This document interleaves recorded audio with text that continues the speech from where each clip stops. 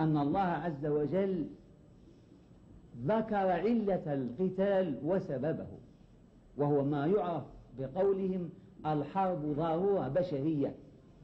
فقال عز وجل لولا دفع الله الناس بعضهم ببعض لهدمت صوامع وبيع وصلوات ومساجد يذكر فيها اسم الله كثيرا.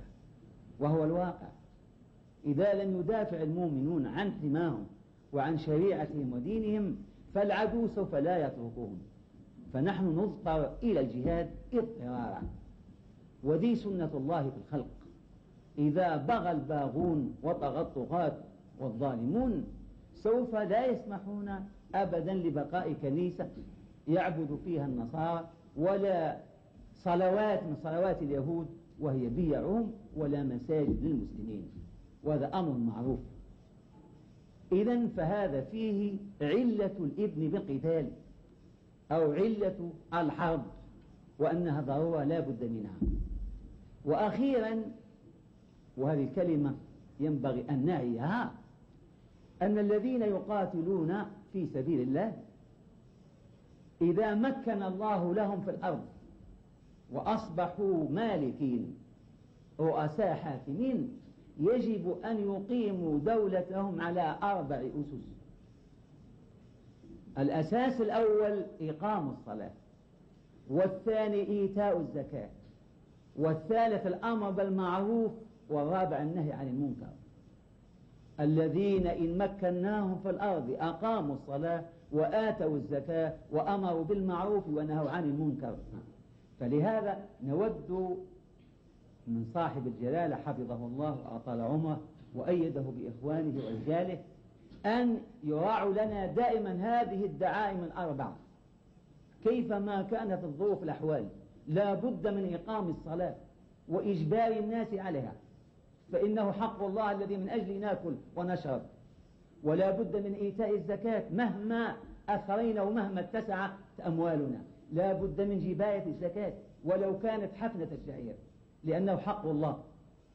ثم هيئات الأمر بالمعروف والنهي عن المنكر يجب أن لا تخلو منها ديارنا، لا بد من وجودها إذ هي مراد الله. ثم يختار لها الأكفاء والصالحون ويؤيدون بالسلطان، والله يزع بالسلطان ما لا يزع بالقرآن، حتى نرضي الله عز وجل ونأمن على سلطاننا وبقائنا. فإننا مع الله ما كان الله معنا، ومن كان الله معه ووليه لن يضره أحد. فيا معشر الأبناء، هذه الآية بود أن تكتب أمام كل حاكم: الذين إن مكناهم في الأرض أقاموا الصلاة وآتوا الزكاة وأمروا بالمعروف ونهوا عن المنكر ولله عاقبة الأمور. فأيما دولة لا تقوم على هذه الأسس كما قال الحكماء دولة هاوية السلك، وسلطانها وإن طال المدى إلى هلك. والتجربة قائمة، والله تعالى أسأل أن يبقي لنا جلالة الملك وإخوته وإخوانه، وأن يبقي لنا هذه الدولة تقوم باسم الله وعلى شرع الله حتى نتنفس سعداء أو نشم رائحة الإيمان والإسلام. اللهم يا ولي المؤمنين ويا متولي الصالحين انصر هذه الحكومة ورجالها وأيدهم بتأييد من عندك، ووفقهم لما تحبه وترضاه، وكن لهم ولا تكن عليهم، وارزقهم يا رب من ينصرهم ويؤيدهم على شرعك وعبادتك، إنك ربنا. وصلى الله على نبينا محمد وآله وسلم. الله يطول عمرك. ذكرت الملك عبد العزيز في الصلاة بهذا. كان الملك عبد العزيز أنا وشقيقي الأمير محمد كنا طول عمرك إذا جاء الفجر، ونيوم كنا أعمارنا على 7 سنين. نعم. فكان الفجر يمر علينا، هذا في الشتاء وفي الصيف، خلي الطريقة علينا لبغرة المسجد. فكان الواحد إذا ما قام ياخذ مويه باردة في الشتاء في عز البرد يصبوا عليه. فلكن دخلنا فرق في الفجر فاتنا مع الملك عبد العزيز أحمد.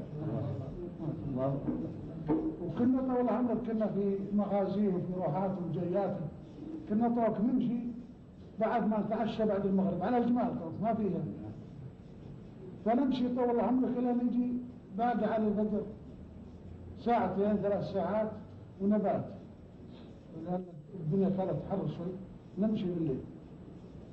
كان يبات نبات ولا جاء الفجر قبل الفجر بساعة قام الملك وأوقد له الشمعة، فكان ولاك خبرت انه يعني تعفر حتى العفور لا يتوضا، كان الناس في عز الحاجة للماء.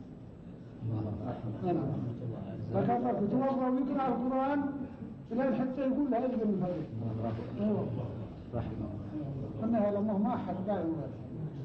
كان الملك عبد العزيز غريب يعني جعلكم الله خير. حياته كلها ما خلى مرة في حياته قوم متأخر الليل حتى توفى.